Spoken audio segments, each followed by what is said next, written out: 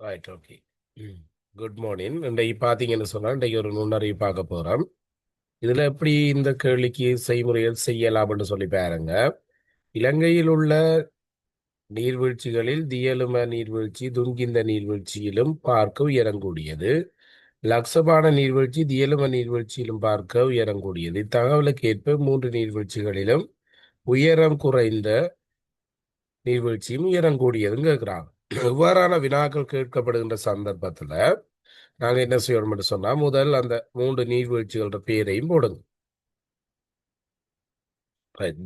தியலும துன்கிந்த லக்சபானம். இதுல முதலாவது தரவை மட்டும் இப்ப நாங்க போடுவோம். இதுக்கு கோடுகளை பயன்படுத்தலாம் அல்லது ஒரு நம்பர்ஸையும் பயன்படுத்தலாம்.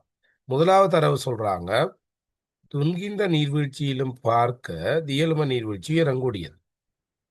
அப்ப துன்கிந்தைக்கு நாங்க சோட்டா போட்டோம்னு சொன்னா தியலுமைக்கு லோங்கா போடணும். அடுத்த பாருங்க, லக்சபான நீர்வீழ்ச்சியிலும் தியலும நீர்வீழ்ச்சி, அதாவது லக்சபான நீர்வீழ்ச்சி தியலும நீர்வீழ்ச்சியிலும் இறங்கூட. இப்படி ஒரு படம் பெறப்போகுது. இப்ப நாங்க இலகுவா என்ன செய்யலாம், அதற்கு நாங்க விடையளிக்கலாம். இதுல பாத்தீங்கன்னு சொன்னா மூன்று நீர்வீழ்ச்சிகளிலும் உயரம் குறைந்த நீர்வீழ்ச்சியும் உயரம் கூடிய நீர்வீழ்ச்சியும் கொண்டு பார்த்தா அதுக்கு மூன்றாவது விடை சரியாக இருக்கும். வெவ்வேறான வினாக்கள் வருகின்ற போது நாங்க தனித்தனியாக என்ன செய்ய வேண்டும், செய்ய வேண்டி இருக்கும். நன்றி.